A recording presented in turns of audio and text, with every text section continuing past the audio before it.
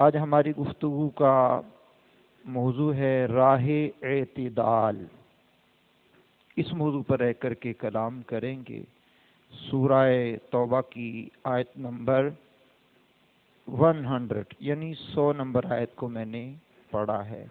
اللہ کریم میری زبان پر کلمت الحق جاری فرمائے۔ اولاً اس کا ترجمہ سماعت فرما لیں۔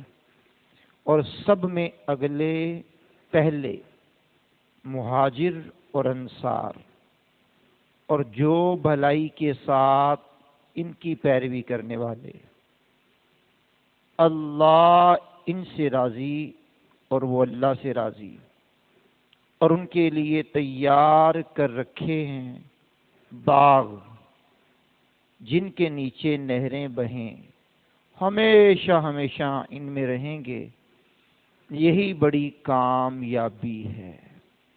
سورہ توبہ کی آیت نمبر 100 کا تفسیری ترجمہ میں نے آپ کے سامنے رکھا ہے۔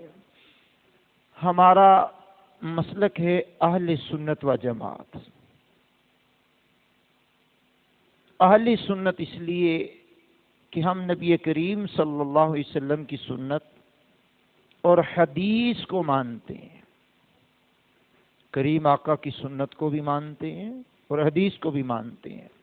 اور جماعت اس لیے کہ ہم صحابہ کرام علیہم رضوان اور اہل بیت اطہار رضی اللہ تعالی عنہم اجمعین میں اتحاد اور جمعیت کو تسلیم کرتے ہیں۔ یعنی ہم یہ نہیں کہتے کہ صحابہ اور اہل بیت کی آپس میں دشمنیاں تھیں۔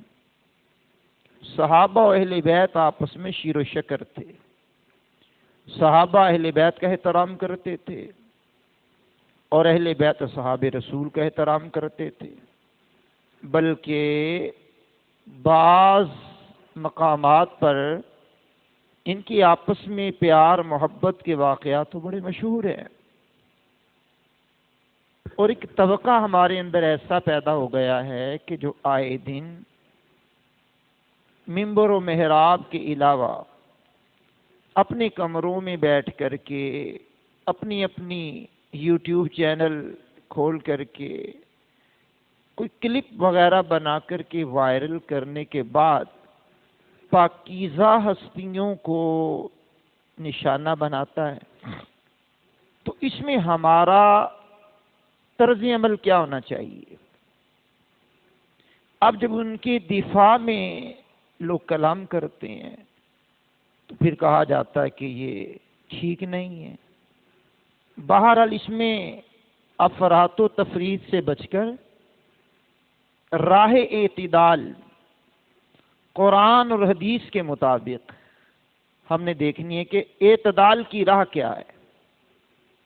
اس کے ضمن میں ذخیرہ احادیث میں سے کچھ واقعات، کچھ ذخیرہ احادیث میں حضور صلی اللہ علیہ وسلم کے خطابات، آپ کا مختلف شخصیات صحابہ و اہل بیت کے بارے میں خطاب فرمانا اور ان کا دفاع کرنا، یہ معاملات کچھ آپ کے سامنے میں رکھنا چاہوں گا، آپ سماعت کیجیے گا۔ حضور پر نور سید عالم علیہ الصلوۃ والسلام کے چچا حضرت سیدنا عباس رضی اللہ تعالی عنہ، والد کا نام عبد المطلب ہے اور آپ کے سکے چچا ہیں اور صاحب ایمان ہیں۔ چچا ہونے کے ساتھ ساتھ حضور صلی اللہ علیہ وسلم کے صحابی بھی ہیں۔ آپ رضی اللہ تعالیٰ عنہ نے حضور پر نور سید عالم علیہ السلام کی بارگاہ میں آ کر شکایت کی۔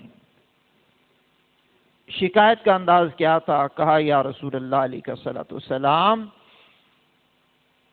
لوگ آپس میں باتیں کر رہے ہوتے ہیں اور جب میں آ جاتا ہوں تو خاموش ہو جاتے ہیں۔ تو رسول اللہ صلی اللہ تعالی علیہ وسلم جلال میں آ گئے، حتیٰ کہ آپ کا مبارک چہرہ سرخ ہو گیا۔ پھر آپ ممبر پر جلوہ افروز ہوئے۔ ممبر پر جلوہ افروز ہونے کے بعد آپ نے خطاب کیا۔ خطاب کیا فرمایا سنیے۔ کہا اے لوگو، اہل زمین میں اللہ کے ہاں سب سے زیادہ اکرام والا کون ہے؟ سب نے مل کر کے کہا آپ۔ فرمایا تو پھر عباس مجھ سے ہے اور میں عباس سے ہوں۔ ہمارے فوت شدگان کے بارے میں باتیں کر کے زندہ کو اذیت میں مت ڈالو۔ آپ کے پاس وہ لوگ حاضر ہوئے اور عرض کی یا رسول اللہ صلی اللہ علیہ وسلم، آپ کی ناراضگی سے اللہ کی پناہ مانگتے۔ مسند احمد میں یہ حدیث موجود ہے۔ اب خلاصہ کلام کیا بنے گا؟ حضور پر نور سید عالم علیہ الصلوۃ والسلام کے پیارے چچا جان حضرت عباس بن عبد المطلب کے بارے میں صرف اتنی بات ہے کہ حضرات باتیں کر رہے تھے اور اتنے میں حضرت عباس کی آمد ہو گئی۔ وہ باتیں کرتے ہوئے خاموش ہو گئے۔ اب جب باتیں کرتے ہوئے خاموش ہوئے تو یہی شکایت حضور کی بارگاہ میں انہوں نے کر دی۔ اب یہاں ہماری معاشرے کی جو صورتحال ہے اس کو بھی غور سے دیکھنا ہے کہ چند افراد یا دو تین افراد باتیں کر رہے ہوتے ہیں، ایک آتا ہے تو وہ سارے چپ ہو جاتے ہیں۔ اب اس میں بگاڑ پھر کیا پیدا ہوتا ہے؟ بگاڑ یہ پیدا ہوتا ہے کہ آنے والا سمجھتا ہے کہ میرے خلاف پروپوگنڈا ہو رہا ہے۔ اسی انداز میں گھروں کے اندر جب کچھ افراد و خواتین اپنے محارم بیٹھ کر کے بات کر رہے ہوتے ہیں تو کوئی اور آ جاتا ہے، اب بالکل سناٹا پھر ہو جاتا ہے۔ وہ آنے والا بھی پریشان ہو جاتا ہے، گھر کا فردی ہوتا ہے، محرمی ہوتا ہے، وہ پریشان ہو جاتا ہے کہ میرے آنے پر یہ یکدم سناٹا کیوں ہو گیا، پتہ نہیں کیا باتیں ہو رہی تھیں۔ تو اس میں ہمارا طرز عمل جو ہے وہ کیا ہونا چاہیے؟ اگرچہ وہ بات جو آپ کر رہے ہیں اس بات کو اس شخص کے سامنے، اس عورت کے سامنے نہیں کرنا، آپ بات کا رخ بدل لیجئے۔ جب بات کا رخ بدل دیں گے تو سامنے والے کی دل آزاری نہیں ہوگی۔ خیر یہ تو ضمنی ایک بات آ گئی جو میں نے آپ کے سامنے کی ہے، لیکن میرا مطلب کہنے کا یہ ہے کہ حضرت عباس رضی اللہ تعالیٰ عنہ کی دل آزاری ہوئی، تو دل آزاری ہونے کے بعد انہوں نے رسول اللہ کی بارگاہ میں شکایت کی، تو رسول اللہ نے ان کی شکایت سن کر کے برسر منبر آ کر کے اپنے احباب کو سمجھایا، اور سمجھاتے ہوئے جو طرز عمل اختیار کیا وہ میں نے آپ کے سامنے رکھا ہے۔ تو حضور پر نور صلی اللہ علیہ وسلم نے جس کے بارے میں کوئی بات ہوئی اس کا دفاع کیا۔ حضرت بریدہ رضی اللہ تعالیٰ عنہ فرماتے ہیں میں یمن میں حضرت مولا کائنات کے ساتھ گیا تو مجھے ان سے کسی معاملے میں شکایت ہوئی۔ یاد رکھنا، باپ کو بیٹے سے بھی شکایت ہو جاتی ہے اور بیٹے کو باپ سے بھی شکایت ہو جاتی، ماں سے بھی ہو جاتی ہے، یاد رکھیے گا۔ تو فرماتے ہیں یہ صحابی کہ مجھے ان سے شکایت ہوئی، تو جب میں رسول اللہ کے پاس حاضر ہوا تو میں نے حضرت علی کرم اللہ تعالی وجہہ الکریم کا شکوہ کیا، تو رسول اللہ صلی اللہ علیہ وسلم کا چہرہ مبارکہ متغیر ہو گیا، جلال چہرے پر جھلکنے لگا۔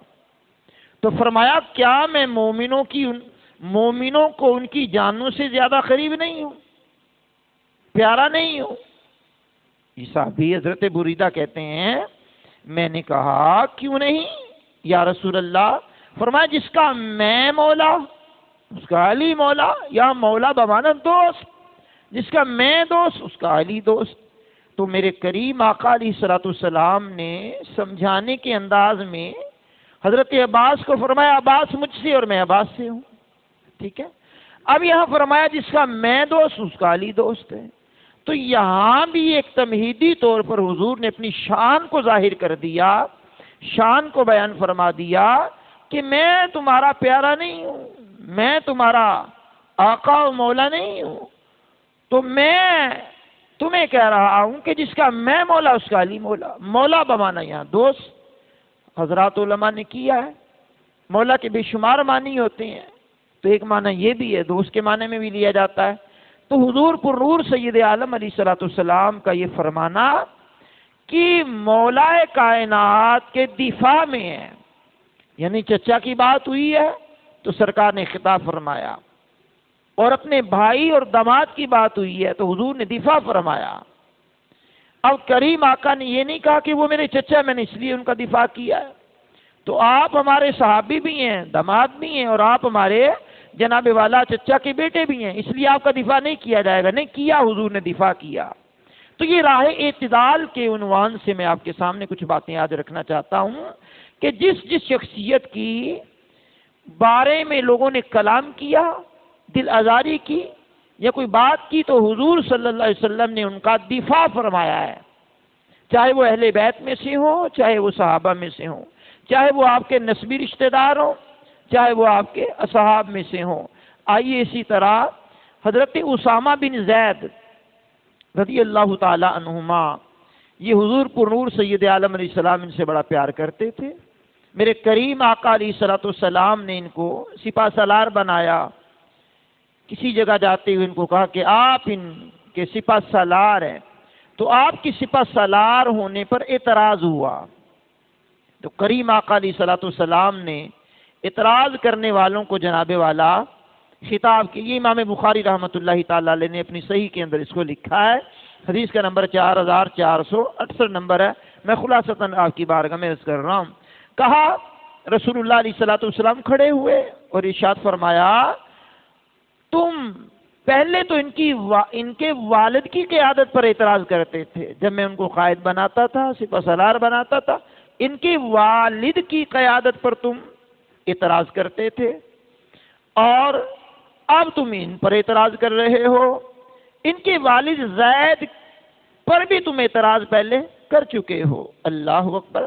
ارشاد فرمایا، اللہ کی قسم ہے، یہ پیغمبر اعظم صلی اللہ علیہ وسلم خطاب کر رہے ہیں، کہا اللہ کی قسم ہے وہ قیادت کا ضرور اہل تھا اور مجھے سب لوگوں سے زیادہ محبوب تھا، یعنی اسامہ بن زید کے بارے میں شکایت اور زید کے بارے میں حضور بیان کر رہے ہیں۔ اللہ اکبر۔ پھر فرمایا، اب اس کے بعد یہ مجھے سب لوگوں سے زیادہ محبوب ہے۔ کون؟ اسامہ۔ اللہ اکبر۔ سب لوگوں سے زیادہ محبوب ہے۔ کون؟ اسامہ۔ یہ جزوی فضیلت ہے، یہ جزوی فضیلت ہے۔ اور حدیث کے لفظ کیا امام بخاری نے لکھے ہیں، وَإِنَّهُ أَحَبُّ النَّاسِ إِلَيَّ، کہا بلا شبہ مجھے تمام لوگوں سے زیادہ محبوب یہ ہے، یعنی اسامہ۔ اب اس حدیث کو پڑھنے کے بعد، سننے کے بعد، اگر کوئی بندہ کہے کہ حضور پر نور سید عالم علیہ السلام نے یہ فرما دیا کہ مجھے تمام لوگوں سے زیادہ محبوب اسامہ ہے، تو ابو بکر کس کھاتے میں گئے؟ عمر کس کھاتے میں گئے؟ عثمان کس کھاتے میں گئے؟ مولا کائنات کس کھاتے میں گئے؟ تو بھائی مختلف مقامات پر حضور پر نور سید عالم نے مختلف لوگوں کو عزت دی ہے، لوگوں کو احترام سے پیش آنے کا درس دیا ہے، اپنی قرابت کا ذکر کیا ہے، چاہے وہ حضور کے چچا ہو، چچا زاد بھائی ہو، چاہے یہ اسامہ بن زید ہوں۔ اللہ اکبر۔ یہ صحابی ہیں، تو حضور نے چچا کا احترام بھی بتا دیا، مولا کائنات کا احترام بھی بتا دیا، یہ اسامہ بن زید صحابی رسول، اس کا احترام بھی بتا دیا کہ مجھے سب سے زیادہ محبوب یہ ہے۔ تو گویا ان کی ذات پر اعتراض ہوا تو حضور نے ان کے والد کا بھی دفاع کیا، اس کا بھی دفاع کیا، ان دونوں حضرات رضی اللہ تعالی عنہم اجمعین کا دفاع کیا حضور نے۔ تو یہ راہ اعتدال ہے۔ ہمارا رویہ آج مختلف ہے، ہم بات کو سمجھتے نہیں ہیں، الجھاتے زیادہ ہیں، سمجھتے کم ہیں، لیکن جو سمجھنے والے لوگ ہوتے ہیں ان کے سامنے قرآن حدیث ایک معنی رکھتا ہے کہ قرآن میں کیا بیان ہوا ہے، حدیث میں کیا بیان ہوا ہے۔ تو آج جو میرا موضوع میں بیان کر رہا ہوں راہ اعتدال کے اعتبار سے بیان کر رہا ہوں۔ چلیے میں آپ کے سامنے کچھ اور چوتھی بات رکھتا ہوں۔ ام المومنین صدیق باب کی صدیقہ بیٹی عائشہ صدیقہ بنت صدیق اکبر زوجہ رسول ہیں، مومنوں کی ماں ہیں، مومنوں کی ماں ہیں۔ تو مومنوں کی ماں عائشہ صدیقہ رضی اللہ تعالی عنہا پر اعتراض ہوا، ایک مرتبہ قافلے میں آپ شریک ہے اور وہ قافلہ ایک مقام پہ رکتا ہے. جب وہ رکتا ہے تو آپ قضاء حاجت کے لیے ایک سائڈ پہ جاتی ہیں تو آپ کے گلے سے ہار ٹوٹ کر کے گم ہو جاتا ہے، گر جاتا ہے. جو بھی معاملہ بننا تھا وہ بنا. تو پھر اس کے بعد آپ جب پلٹ کر کے آئی ہیں تو جو قافلہ رکا ہوا تھا وہ قافلہ چلتا بنا. تو آپ قافلے سے پیچھے رہ گئیں. تو پیچھے رہ گئیں تو قافلے کا اصول یہ ہوتا تھا کہ جو قافلے میں شرکا ہوتے ہیں وہ سارے چلے جائیں تو ایک ہی ڈیوٹی ہوتی ہے کہ آپ نے پیچھے رہنا ہے تاکہ کوئی بچھڑ جائے یا کوئی چیز گری پڑی ہو تو آپ اٹھا کر کے قافلے میں شامل ہو جائیں. تو خیر ایک صحابی رک گئے، انہوں نے ان کو دیکھا دور سے تو انہوں نے کہا انا للہ و انا الیہ راجعون. انہوں نے یوں کہا تو آپ نے فوراً پردہ کیا اور انہوں نے آپ کو سواری پر بٹھایا اور اپنے ساتھ لے کر کے قافلے میں شامل ہو گئے. تو بعض جن کا باطن میں کچھ معاملہ گڑبڑ ہوتا ہے، اندر میں کچھ بات ہوتی ہے، ظاہر ٹھیک ہوتے ہیں، اندر کچھ بات ہوتی ہے، وہ جن کے دلوں میں اندر کچھ بات تھی انہوں نے ام المومنین پر بہتان لگا دیا. اب بہتان لگایا ان حضرات نے جن کے دل میں کوئی معاملہ تھا.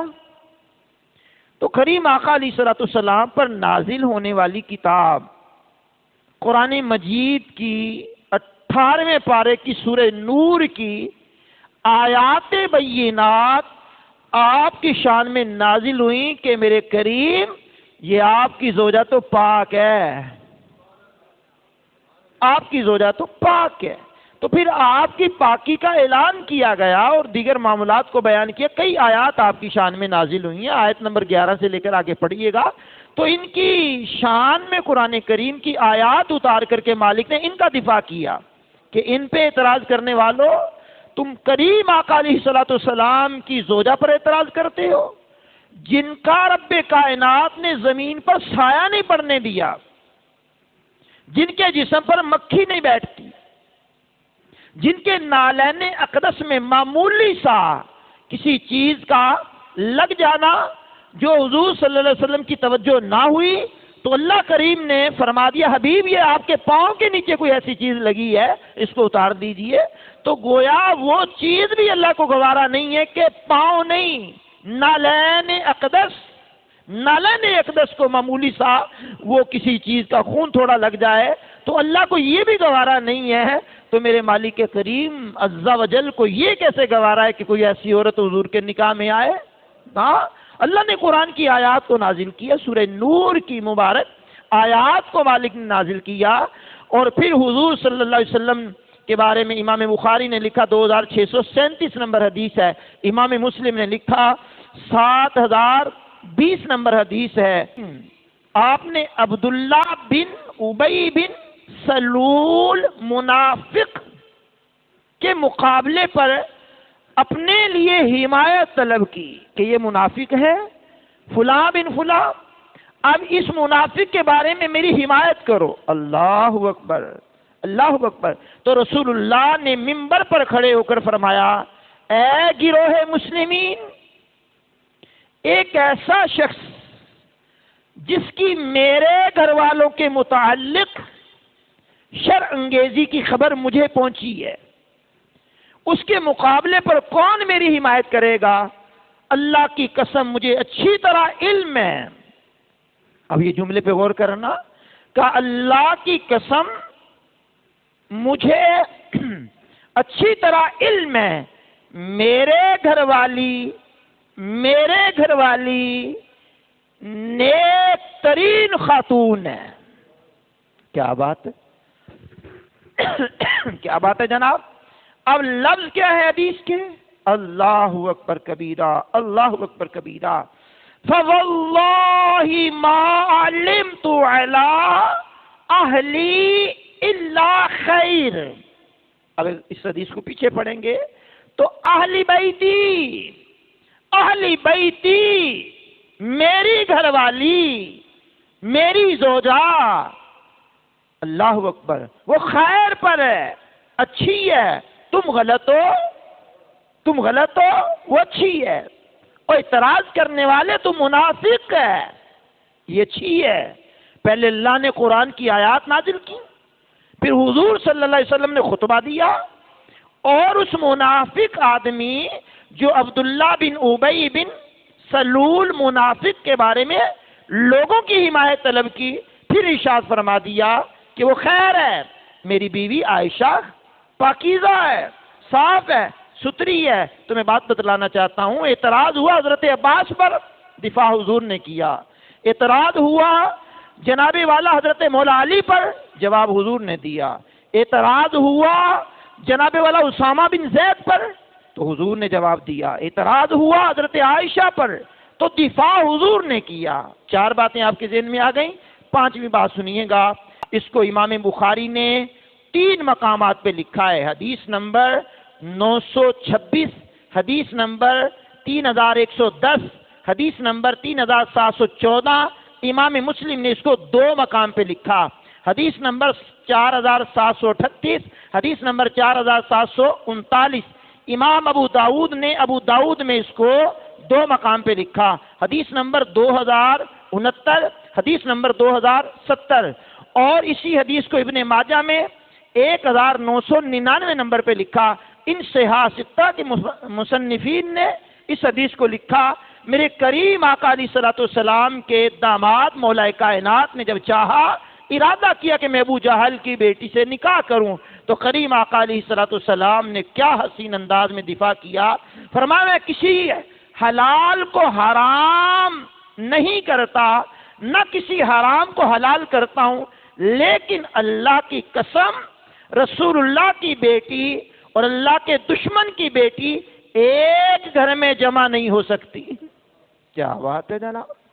اب وہ دشمن اللہ کا بھی اور رسول اللہ کا بھی، اور حضور اللہ کے محبوب ہیں. حضور کی بیٹی اور دشمن خدا کی بیٹی ایک گھر میں جمع نہیں ہو سکتی. اور آپ جانتے ہیں کہ خاتون جنت کے ہوتے ہوئے رسول اللہ صلی اللہ علیہ وسلم نے مولا کائنات کو دوسرا نکاح کرنے کی اجازت نہیں عطا فرمائی تھی. تو یہ وہ دفاع ہے کہ جو حضور صلی اللہ علیہ وسلم نے خاتون جنت فاطمہ الزہرا طیبہ طاہرہ کا دفاع کیا. اب یہاں تک 5 ہستیوں کا دفاع میں آپ کو سنا چکا ہوں. اب 6 نمبر پر جناب صدیق اکبر عتیق و اطہر رضی اللہ تعالیٰ عنہ کے معاملے میں بھی لوگوں نے جب زبان کھول لی ہے، تو کریم آقا نے صدیق اکبر عتیق و اطہر خلیفہ اول بلا فصل کا دفاع کس انداز میں کیا. آپ سنیے ذرا. میرے کریم آقا علیہ الصلوۃ والسلام کی بخاری شریف میں حدیث ہے، اللہ اکبر، مفہومی طور پہ پڑھ رہا ہوں. فرمایا بے شک اللہ تعالیٰ نے مجھے تم لوگوں کے پاس بھیجا، تم سب نے کہا تم جھوٹے ہو، یعنی حضور کو کہا تم جھوٹے ہو جھوٹے ہو، اور ابو بکر کہتا رہا یہ سچے ہیں یہ سچے ہیں یہ سچے ہیں. اللہ. اب حضور دفاع کس طرح کر رہے ہیں ابو بکر صدیق عتیق رضی اللہ تعالیٰ عنہ کا، اور اس نے اپنی جان اپنے مال کے ذریعے میری مدد کی. کیا تم لوگ میری خاطر میرے یار سے باز رہو گے، زبانیں بند رکھو گے؟ میں جو تمہیں کہہ رہا ہوں کہ یہ میرا یار ہے، اپنے مال کے ذریعے اپنے جناب والا قرب کے ذریعے میری مدد کی ہے، اپنی جان کے ذریعے میری مدد کی ہے. جب تم نے انکار کیا انہوں نے میرا اقرار کیا ہے. تم نے کہا کہ میں جھوٹا ہوں، انہوں نے کہا یہ سچے ہے. تو ان کے بارے میں بات کرتے ہو، سنو یہ میرا یار ہے اور میرے یار کے بارے میں حیا کرو. اب یہ دفاع ہے جو کریم آقا علیہ الصلوۃ والسلام نے کیا. قربان جائیے صدیق اکبر عتیق و اطہر کی ذات پر. تو پھر کریم آقا نے حسان بن ثابت رضی اللہ تعالیٰ عنہ، جو ثنا خوانی میں آپ مشہور سمجھتے ہیں کہ انہوں نے حضور کی شان میں قصیدے لکھے اور واقعات نہیں لکھے ہیں، اللہ اکبر کبیرہ، تو انہوں نے حضور پر نور صلی اللہ علیہ وسلم کے قصیدے تو لکھے ہی ہیں. وہ ہر بندہ جانتا ہے کہ حسان بن ثابت حضور کے ثنا خوان تھے، حضور کی تعریف کرتے تھے، سارے حضور کی تعریف کرتے تھے، لیکن یہ باقاعدہ لکھ کر کے اشعار حضور صلی اللہ علیہ وسلم کی تعریف میں بیان کیا کرتے تھے. تو میرے کریم آقا کی توجہ ان کی طرف گئی. کہا حسان جو میرے ابو بکر کے بارے میں لکھا ہے پڑھو. پتا چلا کہ وہ ابو بکر صدیق کے بارے میں بھی لکھ چکے تھے، ابو بکر صدیق کے بارے میں بھی لکھ چکے تھے۔ تو کریم آقا کا حضرت حسان بن ثابت کی طرف اشارے کا ہونا تھا، انہوں نے وہ عربی میں اشعار پڑھنے شروع کر دیے۔ 5 اشعار انہوں نے پڑھے ہیں، ان کا ترجمہ سن لیجئے۔ پہلے شعر میں کہا، جب تم ارباب وفا کی داستان غم چھیڑو، وفادار لوگوں کی، ارباب وفا کی، وفا کرنے والوں کی جب تم داستان چھیڑو تو اپنے بھائی ابو بکر کو ضرور یاد کرنا۔ سبحان اللہ۔ وفاداروں کا ذکر ہوگا تو ابو بکر کو بھلایا نہیں جائے گا، ابو بکر کو یاد رکھا جائے گا۔ حسان بن ثابت حضور کے سامنے شعر پڑھ رہے ہیں۔ دوسرے شعر کا مفہوم یہ بنتا ہے کہ فرمایا نبی کے پیچھے پیچھے تھا ابو بکر، اس کی رسالت کی گواہی بڑی پسندیدہ تھی اور رسولوں کی تصدیق کرنے والے پہلے لوگوں میں شمار ہوتا ہے ان کا۔ اللہ اکبر۔ یعنی صدیق اکبر، عتیق و اطہر کے بارے میں۔ تیسرے شعر کا مفہوم یہ بنتا ہے کہ اس بابرکت غار میں، یعنی اس بابرکت غار میں اور دشمن نے اس کے گرد چکر لگانے شروع کیے۔ جب وہ پہاڑ پر چڑھا تو گویا اس غار میں سے دوسرے ابو بکر صدیق، عتیق، خلیفہ اول تھے، تیسرا کوئی بھی نہیں تھا۔ اللہ اکبر۔ پھر چوتھے شعر کا مطلب بنتا ہے ابو بکر اللہ تعالیٰ کے رسول کے محبوب تھے۔ سبحان اللہ۔ یعنی حضور کے سامنے، حضور کی فرمائش پر، حضور کے سامنے، حضور کی فرمائش پر حسان بن ثابت پڑھ رہے ہیں کہ ابو بکر اللہ تعالیٰ کے رسول کے محبوب تھے اور لوگوں کو اس بات کا علم تھا۔ حضور علیہ السلام نے ساری مخلوق میں سے کسی کو آپ کا ہم پلہ نہیں سمجھا۔ اللہ اکبر۔ حسان بن ثابت نے 5واں شعر جو پڑھا اس کا مفہوم یہ بنتا ہے کہ کریم آقا علیہ السلام کی صحابی نے کیا حسین انداز اپنایا۔ سنیے ذرا، یہ انداز اپنایا کہ وہ نبی کے بعد تمام لوگوں میں سب سے افضل، قابل اعتماد اور اپنی ذمہ داری کو سب سے زیادہ نبھانے والے تھے۔ گویا جب صدیق اکبر، عتیق و اطہر پر اعتراض ہوا تو کریم آقا علیہ السلام نے خود خطبہ دیا، ان کا دفاع فرمایا۔ پھر حسان بن ثابت کو کہا، پڑھو جو تم نے میرے یار کے بارے میں قصیدہ لکھا ہے وہ پڑھ کر کے سناؤ، یہ دفاع ہے۔ اور جب یہ حسان بن ثابت حضور کا لکھا ہوا قصیدہ پڑھ چکے، اللہ اکبر کبیرہ، اللہ اکبر کبیرہ، تو پھر کیا ارشاد فرمایا کریم آقا علیہ السلام نے؟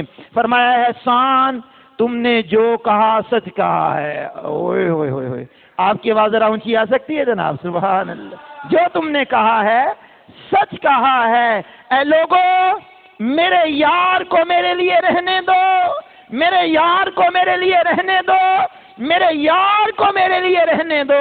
گویا ان پر باتیں نہ کیا کرو۔ تو میں بات کر رہا تھا، اعتراض ہوا آپ کے چچا جناب حضرت عباس پر، دفاع حضور نے کیا۔ اعتراض ہوا مولا کائنات پر، دفاع حضور نے کیا۔ اعتراض ہوا اسامہ بن زید پر، دفاع حضور نے کیا۔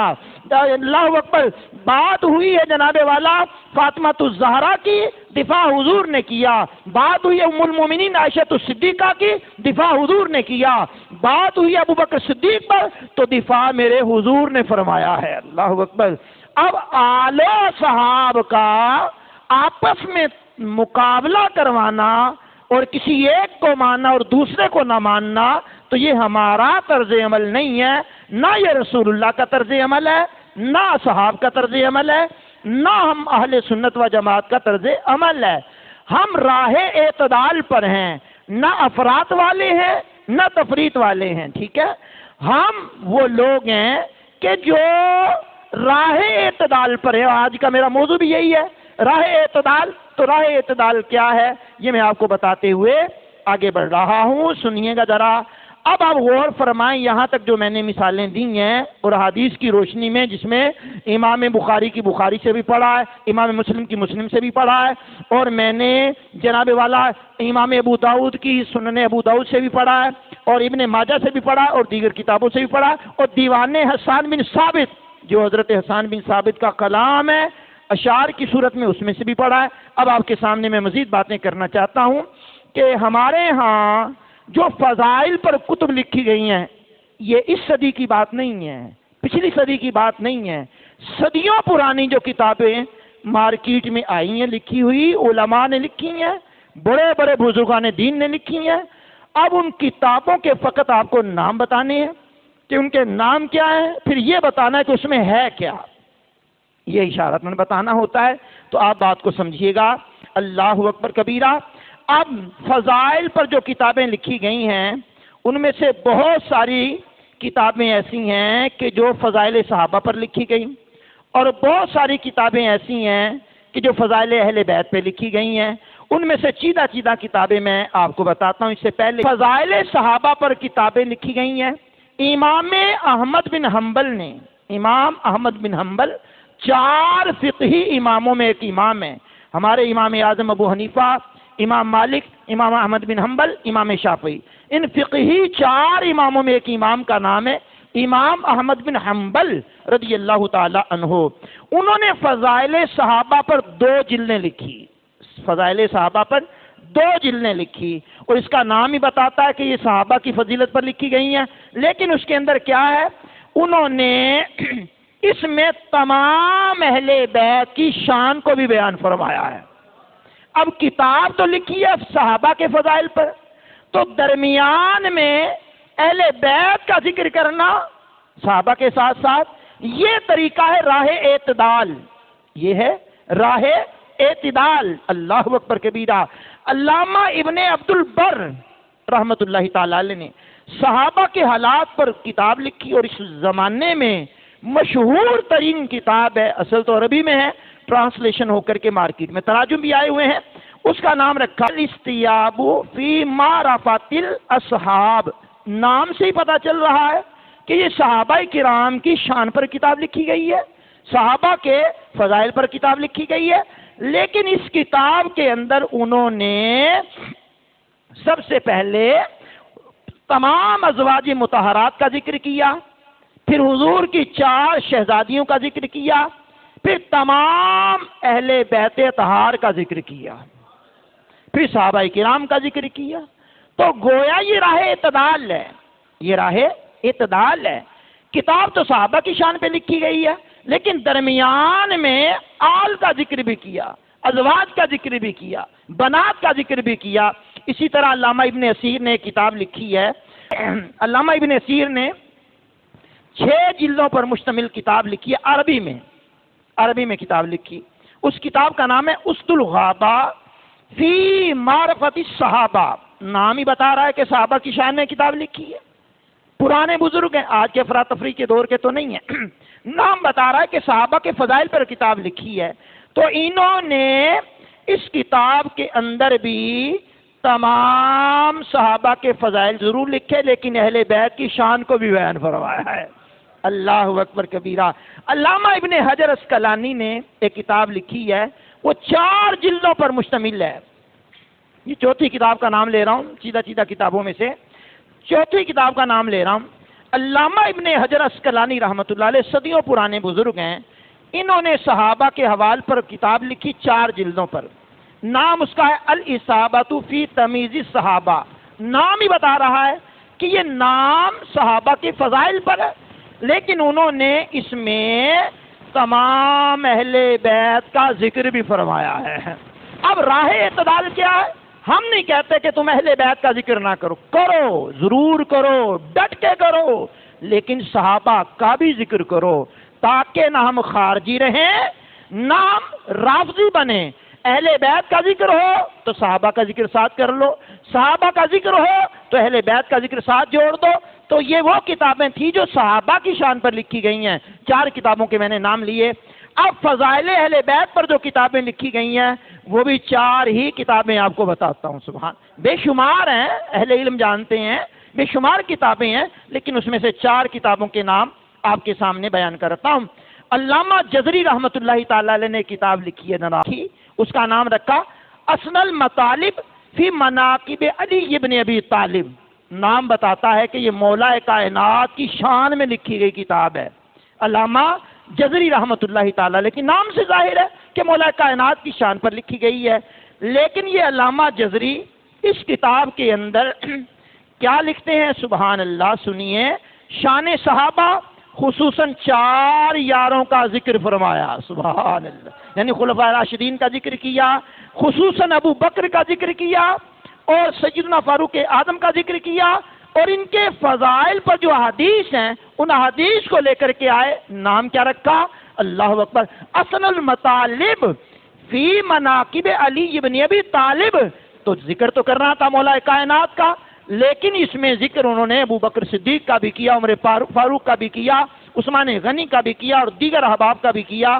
بلکہ اس میں یہ حدیثیں بھی لے کر کے آئے ہیں، مرو ابا بکر فلیصلی بالناس، کہا ابو بکر کو کہو وہ میری جگہ کھڑے ہو کر نماز پڑھائے. اوئے ہوئے، یعنی شان تو مولا علی کی بیان کرنی ہے، لیکن ابو بکر کا ذکر بھی کر رہے ہیں. اسی میں لکھا ہے کہ ابو بکر و عمر سیدہ کہول اہل الجنت و شبابہا. ابو بکر اور عمر تمام جنتی بوڑھوں کے سردار ہیں. اللہ، جس طرح امام حسن و حسین نوجوانان جنت کے سردار ہیں، تو ابو بکر و عمر جنت کے بوڑھوں کے سردار ہیں. مثال کے طور پر جو بوڑھے ہو کر کے انتقال کریں گے پھر جنت میں جائیں گے، ابو بکر اور عمر ان کے سردار ہوں گے. جو جوانی میں انتقال کر جائیں گے جنت میں جائیں گے، حضرت امام حسن اور امام حسین ان کے سردار ہوں گے. اللہ اکبر. وگرنہ جنت میں تو سارے ہی جوان ہوں گے. سبحان اللہ. مطلب یہ تھا کہ جو دنیا میں جوانی میں چلا جائے گا اور جو دنیا میں بڑھاپے میں چلا جائے گا. تو خیر اس کتاب کے اندر پھر انہوں نے 4 یاروں کا ذکر کیا اور حدیث بھی لے کر کے آئے کہ حضور کے حوضے کوثر پر نام کیا رکھا؟ اصل المطالب فی مناقب علی ابن طالب. حضرت علی کے فضائل پر لکھی گئی کتاب، اس میں کہتے ہیں حضور صلی اللہ علیہ وسلم کے حوض کوثر کے 4 کونے ہوں گے. ایک پر ابو بکر ہوں گے، ایک پر عمر ہوں گے، ایک پر عثمان ہوں گے، ایک پر علی ہوں گے. اللہ. تو یہ راہ اعتدال ہے، راہ اعتدال ہے. یہ راہ اعتدال اہل سنت ہے. نہ ہم خارجی نہ ہم رافضی ہیں، ٹھیک ہے نا، نہ ہم غالی ہیں. ہم تو محب علی بھی ہیں، محب صحابہ بھی ہیں. اہل بیت کا ذکر بھی کرتے ہیں اور صحابہ رسول کا ذکر بھی کرتے ہیں. ان تمام کا ذکر ہم بڑے ادب سے کرتے ہیں. سوانح کربلا نام ہی بتا رہا ہے کہ یہ کربلا والوں کے موضوع پر لکھی گئی ہے، ان کی سوانح پر لکھی گئی ہے. اعلیٰ حضرت کے خلفاء میں سے ایک نام ہے علامہ سید نعیم الدین مراد آبادی رحمۃ اللہ تعالی علیہ. بہت بڑا نام ہے. کنز الایمان پر انہوں نے حاشیہ لکھا خزائن العرفان. بہت بڑے جید عالم تھے. انہوں نے یہ کتاب لکھی اور کمال کر دیا. کتاب میں لکھنے کا ان کا انداز کیا ہے؟ اللہ اکبر. سب سے پہلے سوانح کربلا میں انہوں نے حضور کی سیرت کو بیان کیا. اونچی بول سکتے ہیں بھائی؟ سیرت کو بیان کرنے کے بعد پھر انہوں نے 4 خلفاء کا ذکر کیا. سبحان اللہ. پھر اس کے بعد امام حسن جو خلیفہ راشد ہیں یقیناً ان کا ذکر کیا. پھر امیر معاویہ کا ذکر کیا. پھر سوانح کربلا بیان کرتے ہوئے آگے کتاب لکھی اور کربلا والوں کا ذکر کیا. گویا بتلانا چاہتے ہیں ہم راہ اعتدال پر ہیں، ہم معتدل ہیں، ہم نبی پاک علیہ السلام سے نسبت رکھنے والی ہر چیز کا ادب کرتے ہیں، چاہے وہ خون رسول ہو آل کی صورت میں، چاہے وہ اصحاب رسول ہو. یہ دور ہے بڑا افراتفری کا. اس دور کے اندر لوگوں کے ایمان کو ضائع کرنے کے لیے مختلف ٹیڈی مجتہدین بن کر کے، سیکولرزم کے دائی بن کر کے، موٹیویشن سپیکر بن کر کے لوگوں کو موٹیویٹ کرتے ہیں. آپ کہیں گے ہم تو موٹیویٹ نہیں ہوتے. میں نے کہا یہ آپ کا بڑا سارا جو موبائل ہے اس میں جب آپ دیکھتے ہیں تو کبھی آپ کو کوئی اچھا لگ جاتا ہے، کبھی آپ کو کوئی اچھا لگ جاتا ہے، کسی کی صورت اچھی لگ جاتی ہے، کسی کا کلام اچھا لگ جاتا ہے، کسی کے دلائل آپ کو اچھے لگ جاتے ہیں. تو میں نے کہا جب آپ نے اس کی تحقیق ہی نہیں کی، جب آپ نے پڑھا ہی نہیں اسلام کو، جب اسلام کو اسٹڈی ہی نہیں کیا، تو کوئی اس میں شہد میں زہر ملا کر کے آپ کو دے دے تو کیا خیال ہے آپ قبول کر لیں گے؟ کبھی بھی نہیں کرنا چاہیے. تو ہر میٹھی بولی والے کے پیچھے بھی نہیں لگ جانا چاہیے. ہر موبائل میں آنے والا کلپ دیکھنا ہماری ذمہ داری نہیں ہے. کیا دیکھنا ہے، کیا سننا ہے؟ اچھا دیکھنا ہے، اچھا سننا ہے اور دعوت اسلامی نے اس موقع پر بھی ہماری رہنمائی کی ہے۔ سوشل میڈیا کے بے شمار پلیٹ فارم ایسے ہیں کہ جن پر الحمدللہ دعوت اسلامی کا پاکیزہ خالصتاً قرآن و حدیث سے مزین مواد موجود ہے۔ وہ وائس کی صورت میں بھی موجود ہے، ویڈیو کی صورت میں بھی موجود ہے، آڈیو کی صورت میں بھی موجود ہے، وہ بک کی صورت میں بھی موجود ہے، وہ اپلیکیشن کی صورت میں بھی موجود ہے۔ آپ اس کو پڑھیں، دیکھیں، سنیں۔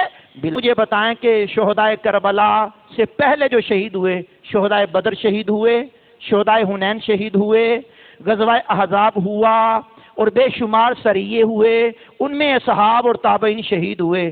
ہم کسی کا بھی نہ تو ماتم کرتے ہیں، نہ ان کے دنوں میں رونا دھونا کرتے ہیں، حتیٰ کہ حضور پر نور سید عالم علیہ السلام کی زوجہ ام المومنین خدیجہ الکبریٰ جس سال میں فوت ہوئی، اس کو کہا جاتا عام الحزن، غم کا سال۔ سچی بات بتانا، مومنوں کی پہلی ماں ہے، تو یہ اگر ہم ان کا غم منائیں تو پھر پورا سال ہی غم منانا چاہیے ہیں۔ تو شہادتوں میں مظلوم ترین شہادت اور انتہا درد کرب والی شہادت فاروق اعظم کی، پھر عثمان غنی کی، ٹھیک ہے، پھر مولا حسن کی، اب گنتے چلے جائیں، پھر امام حسین کی، بڑی بڑی شہادتیں ہوئیں۔ تو پھر یہ اسلام تو رونے دھونے کا دین ہی رہ گیا۔ کسی نہ کسی دن کے اندر تو پھر کوئی نہ کوئی شہید تو ہوا ہے، کوئی نہ کوئی واقعہ تو ہوا ہے۔ تو معتدل رہیے، اسلام معتدل رکھنا چاہتا ہے۔ حدیث رسول ہے کہ جب کوئی فوت ہو جائے اس کا سوگ ہوتا 3 دن تک۔ اگر کسی بیوی کا شوہر فوت ہو جائے اس کا سوگ ہوتا ہے 4 مہینے 10 دن، جب چاند کی پہلی تاریخ کو انتقال ہو۔ یہ شرعی مسئلہ یاد رکھنا، اگر چاند کی 2 تاریخ کو انتقال ہوا، 3 کو ہوا یا 28 کو ہوا جا کر کے انتقال، تو پھر اب یہاں بنیں گے 130 دن اس بی بی کی عدت ہوگی جس کے پیٹ میں بچہ نہیں ہوگا۔ اگر وہ بیوہ ہونے والی کی پیٹ میں بچہ ہے تو پھر جب بچے کی ولادت ہوگی عدت ختم ہو جائے گی۔ تو اگر غیر حاملہ ہے تو اس کی عدت ہوگی اس کی سوگ کی 4 مہینے 10 دن۔ اگر پہلی تاریخ کو انتقال ہوا، درمیان میں انتقال ہوا، تو پھر اس کی 130 دن عدت بنے گی جو گزارنی ہے۔ یہ اسلام کا طریقہ کار ہے۔ تو میں نے آپ کے سامنے موضوع آج رکھا ہے راہ اعتدال۔ تو ہم اہل سنت و جماعت کس نظریے پر ہیں؟ ایک ہی شعر اعلیٰ حضرت کا سننے بات اختتام کو پہنچ جائے گی۔ سیدی اعلیٰ حضرت کہتے ہیں اہل سنت کا ہے بیڑا پار، اصحاب حضور نجم ہیں، ستارے نجم ہیں، اور ناؤ ہے عطرت رسول اللہ کی۔